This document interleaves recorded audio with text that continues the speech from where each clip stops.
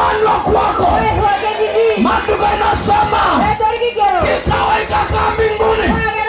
Kuna mtu mmoja anatafutwa atumwe kwa mtu mmoja.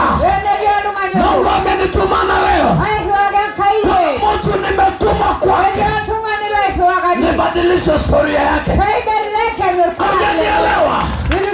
Kuna mtu mbingu imenituma maisha yake ibadilike, ulimwengu wake ibadilike, na yeye aenda akafanyike baraka, aenda akafanyike baraka.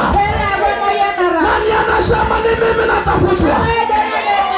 Nani anasema ni mimi natafutwa? Haleluya. Kuna mtu Mungu amenituma